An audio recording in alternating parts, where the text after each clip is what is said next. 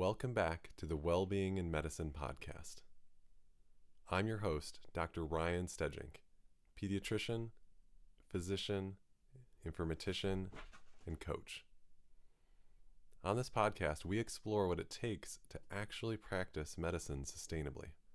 Not just resilience, not just self-care, but structure.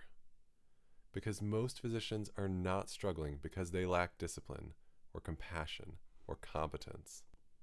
They're struggling because the structure of modern medicine quietly allows the work to leak into the rest of life. And today I want to start with a statement that may sound surprising. Charting is not the real problem. Now, I realize that might sound almost absurd to some physicians listening, because documentation frustrations are everywhere. Electronic health records are complex. Regulatory requirements have expanded. Inbox volume has grown. So it's very natural for physicians to assume, if I could just chart faster, everything would feel lighter. But over the years, both in my own practice and in conversations with many physicians, I've come to believe that charting itself is not really the root problem. The deeper issue is something else. It's spillover. Let me describe a situation that will probably sound familiar. Imagine a physician finishes clinic at 5 p.m. It's a full day. It's complex issues, patients coming in, emotional conversations, a few unexpected issues, but overall the clinic ran reasonably well. They leave the building and drive home. Dinner happens. Maybe they help a child with homework. Maybe they sit down with their spouse for a few minutes. And then the laptop opens. They finish notes, respond to messages, place a few orders they didn't quite get to during the day. Nothing dramatic, no crisis, just 20 minutes here, 30 minutes there. And eventually, the workday quietly stretches into the evening. For many physicians, this feels so normal that it barely registers as a problem. But it is a signal. Because what's happening isn't really about the charting. It's about work crossing the boundary of the day. The word I use for this is spillover. Spillover is when work leaks into the rest of life. Sometimes it's visible, charting at nights, finishing documentation after dinner. But sometimes it's more subtle. You're sitting at dinner with your family, but you're replaying a conversation that was difficult from clinic that day. You're lying in bed thinking about whether you ordered the right order, whether you are mentally drafting tomorrow's notes before the day has even started. Your body is home, but part of your attention is still at work. And attention matters, because attention is what allows us to be present with patients, with family, with ourselves. When spillover fragments attention, presence becomes harder. And yet we often miss that this is the problem, because we as physicians are trained to problem solve by increasing effort. So when this spillover shows up, most of us assume that we just need to become more efficient. We try harder. We try to document faster. We refine templates. We learn new shortcuts. And to be clear, efficiency matters. Better workflows can absolutely help.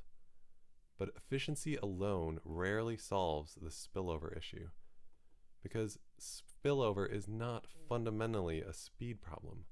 It's a boundary problem.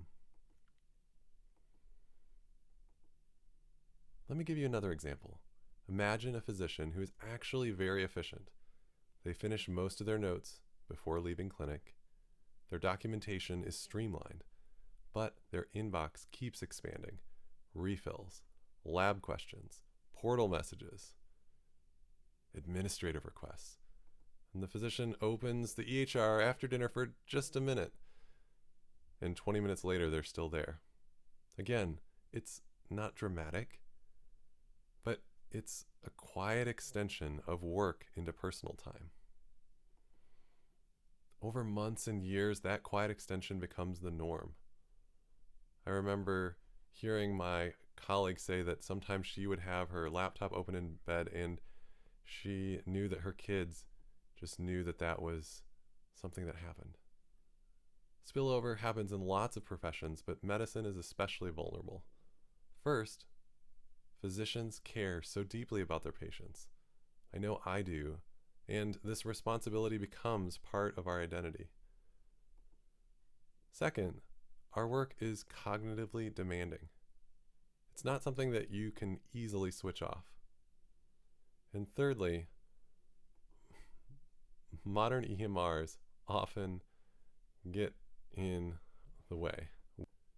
Our electronic communications allow us to work from almost anywhere. And clinic no longer ends when the door closes. So spillover becomes normalized. And when something becomes normalized, we stop questioning it. But this all has a cost. It's not always obvious at first. Rarely is it a dramatic collapse, but rather it's subtle. It's a gradual erosion of margin, fragmentation of our attention, a gradual sense that the workday never truly ended. And when margin erodes, recovery becomes harder.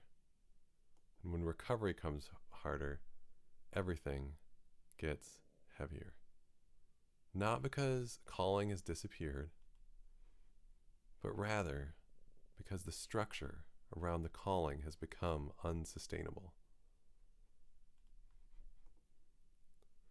Early in my attending career, I believed that if I just became more efficient, this spillover would disappear.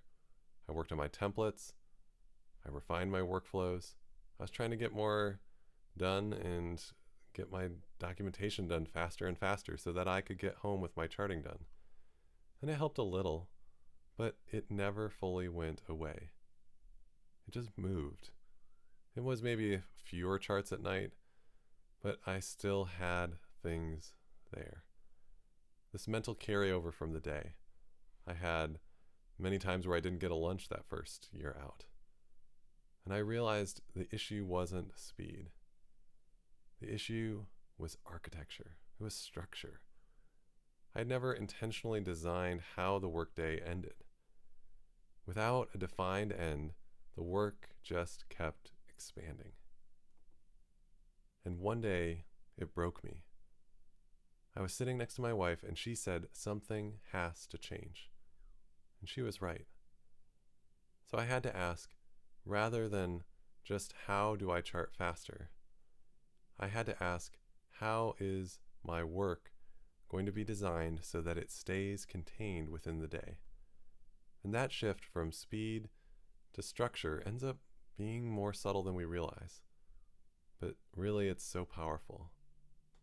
Because sustainable medicine isn't about decreasing responsibility, but rather it's about organizing responsibility so that it fits within a life. I'm able to have priorities to say, I'm going to take great care of patients, and I'm going to take great care of myself and my family and the other things that I have going on around me.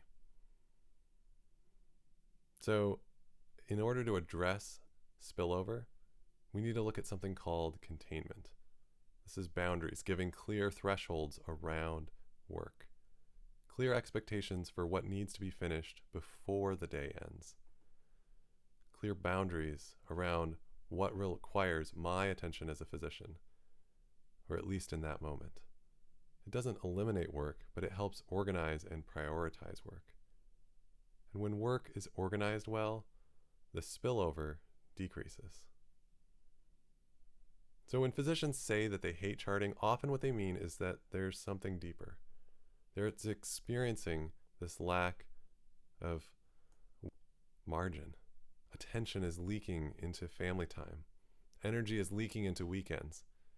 And once you see this spillover clearly, then the conversation can change. Because the goal becomes no longer just efficiency. The goal becomes containment, this margin. something that physicians were never taught. In the next episode, we're going to explore how spillover causes costs to physicians. Because once you understand it clearly, you can start designing structures and workflows to help prevent it. And if there was something in this conversation that resonated with you, if you recognize this spillover in your own work, I want you to know that you are not alone. Sustainability in medicine isn't accidental. This margin doesn't just come, rather it's designed. And so if you'd like help thinking through how to redesign your own workflow and structure, I do work one-on-one with physicians on that process.